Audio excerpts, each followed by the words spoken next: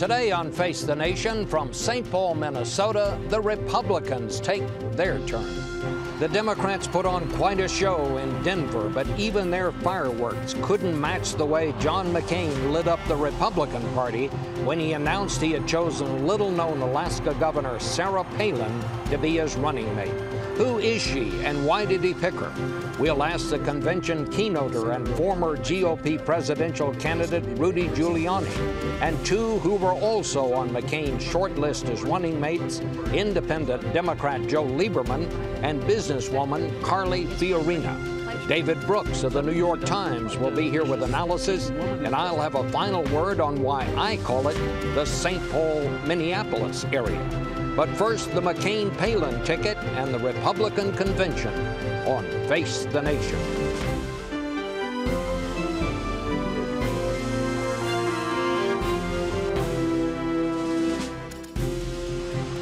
Face the Nation with CBS News Chief Washington Correspondent Bob Schieffer. And now from the site of the 2008 Republican National Convention, Bob Schieffer. And good morning again. Well, what happens here may well depend on what happens along the Gulf Coast. The White House is now telling us it is unlikely the president is going to come here because of concerns about the storm. As of now, the convention is still scheduled to start on time Sunday. That could change. The hurricane is still headed toward the southern coast, is packing 120-mile-an-hour winds, and mandatory evacuations are underway from Alabama to East Texas. The current projections are that it will hit land tomorrow. We're going to begin here this morning with the former New York Mayor Rudy Giuliani, who's the convention keynoter, and Senator Joe Lieberman, the independent Democrat from Connecticut, who was one of those on the short list to be John McCain's running mate. We're going to talk to each of you separately, gentlemen, but let me just ask both of you briefly what is going to happen here should this convention be postponed. Mr. Mayor? Well, there's no question that Senator McCain will make sure the focus is on the South and on Louisiana and Mississippi. In fact, Senator McCain and Governor Palin, I believe, are on an airplane right now headed to Mississippi at the invitation of Governor Barbour to make their own personal assessment of how the preparations are going. And I'm impressed with the preparations that are being made this time, including Mike Chertoff going down to New Orleans, making sure that all of the resources are pre-positioned. This threatens to be maybe worse than Katrina. You would know that better than I do, Bob. But so we have to be ready for anything and everything. All right. Well, Senator Lieberman, do you think they ought to think about postponing this or somehow dialing it down? What should they do here? Yeah. Well, since I'm a Democrat visiting the Republican convention, it's probably beyond my pay grade to say, and inappropriate to say, but knowing John McCain as I do, I'm sure that he will want to be respectful and focused on the crisis that may occur on the Gulf Coast. But the convention has important public business to do. I mean, this convention has to nominate the Republican ticket so that the election can go forward in a timely way, and I'm sure that Senator McCain will find a way to do that. I think a lot of the partying may be curtailed. Incidentally, I do want to say very briefly, Bob, that I had a briefing this morning in my capacity as chairman of the Homeland Security Committee from Dave Paulson, the director of FEMA. I will simply say that we are 1,000% better prepared today than we were before Katrina. We have the full resources of the federal government, pre-positioned supplies and equipment, communications equipment, and the resources of the United States military already on the scene helping to evacuate sick patients from hospitals. So we are as ready as you could possibly be. What we have to hope and pray, of course, is that the storm does not go beyond the capacity of the levees to protect New Orleans and the rest of the Gulf Coast. Okay, well, Senator, we'll get back to you in a minute. Let me come back to you, Mr. Mayor. Don't you really have to be very careful here not to appear to be, Republicans are partying while this thing hits the Gulf Coast? I mean, it seems to me you're going to have to dial back a little bit on some of these things. Senator McCain himself said the other day, said we can't appear to be attending some festive occasion while there's trouble down there. No question about it, Bob. I mean, we have to make sure that the focus is on the South, on Gustav, make sure that all the resources are there, and that anything that is done with regard to the convention, it doesn't take anything away from that and is done in a serious way. Senator McCain has already indicated that it would be inappropriate to have celebrations, that things have to be scaled back. I think all those decisions will be made. I have no doubt John McCain will make them appropriately. I seem to remember back in 2000 when he was going to announce for President of the United States, I think it was at a time in which there was a situation in the Balkans that was very serious. I think he put off his announcement, even though all the preparations had been made. And I mean, this is a man who understands emergency response, the importance of it. Remember, he was quite critical of the response to Katrina, probably as a Republican, the one that was out front the most. I spoke to him a lot about it because I have some experience with emergency response. So I know his views on it, and this is an area that he knows. And I think it's really good that he has Governor Palin with him, because she's been a governor and a mayor. And you can't have better preparation for dealing with emergencies than having those two executive positions, no matter where you are in the country. All right. Well, speaking of Governor Palin, let me just play something. I'm going to play for you what Senator Obama told Steve Croft of 60 Minutes about why he chose Joe Biden for his running mate during an interview that's going to be broadcast tonight on 60 Minutes. Just take a listen to this. Let me tell you the reason I picked Joe Biden. Number one, he can step in and become president, and I don't think anybody has any doubt about that. Number two is that if I'm in the room making the kinds of tough decisions that the next president's going to have to make, both on domestic policy and on international policy, then I want the counsel and advice of somebody who's not going to agree with me 100% of the time. In fact, somebody who's independent enough that can push back and give me different perspectives and make sure that I'm catching any blind spots that I have.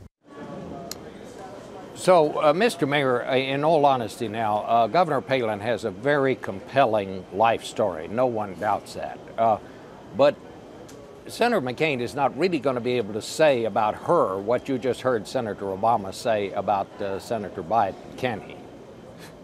Well, I think Senator Obama had to say that about Senator Biden because Senator Obama is the least experienced candidate for president in the last 100 years.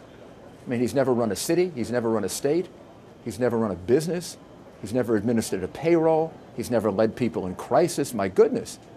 I mean, he had to put all that emphasis on somebody helping him because he's never had a record of executive experience.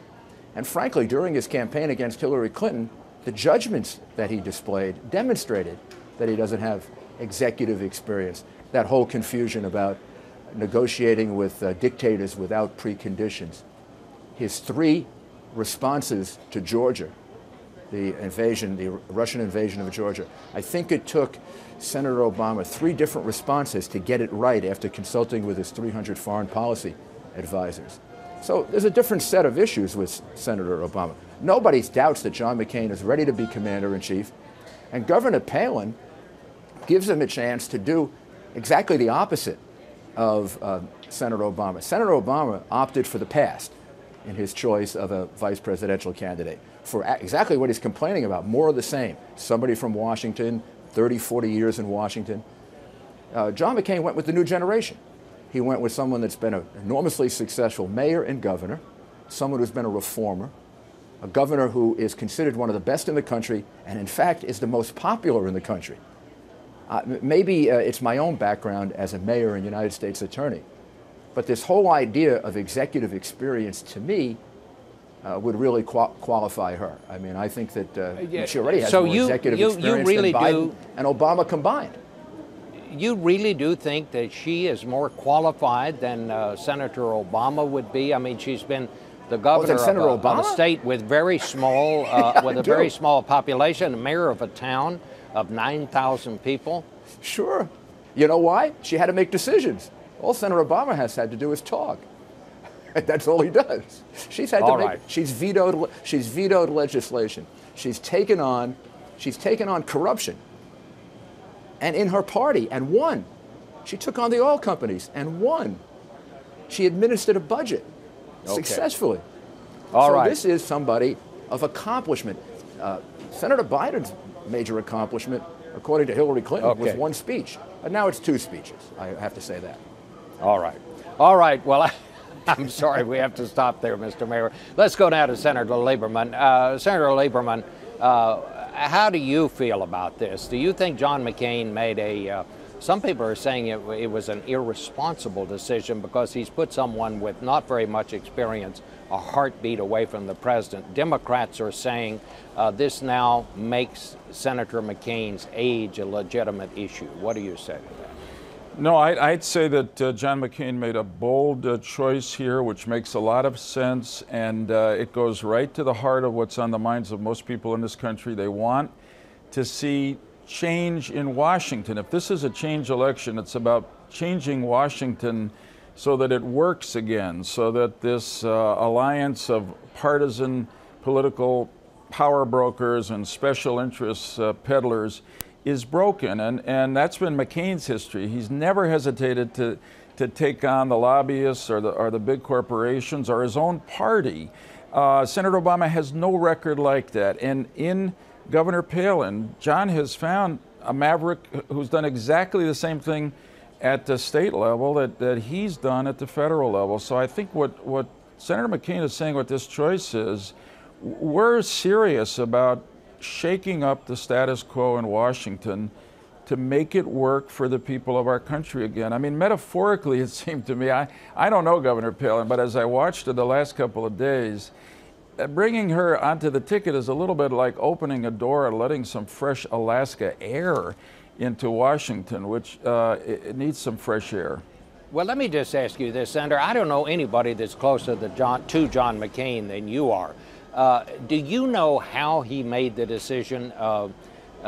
This was his choice, wasn't it? I mean, this was John McCain, the old fighter pilot, willing to put it on the line. When did he decide on her, and how did it come down to that he decided to choose her? Well, of course, this is a process that if it's talked about, Bob, should be talked about by John. But he made his own decision. Listen, John's a man, as Rudy said, who doesn't need to sort of fill in behind him with foreign policy experience. On January 20th next year, one of two people is going to sit down at the big desk in the Oval Office. It's either going to be John McCain or Barack Obama. And obviously, in my opinion, John McCain is so much more ready to lead based on a lifetime of experience. I think here he wanted to send the message, get somebody fresh, somebody really who represents the other America outside of Washington, where people don't care whether you have an R or a D after your name. They just want you to get something done to help them deal with the problems they have. And Sarah Palin comes from that other America. And as a result, I think she sends a very refreshing and powerful message that the McCain-Palin ticket is really the one that will bring about change here in Washington that the American people desperately want. All right, Senator, I'm sorry we have to stop there, but we'll be back in just 1 minute to talk to Carly Fiorina. Thank you, Senator.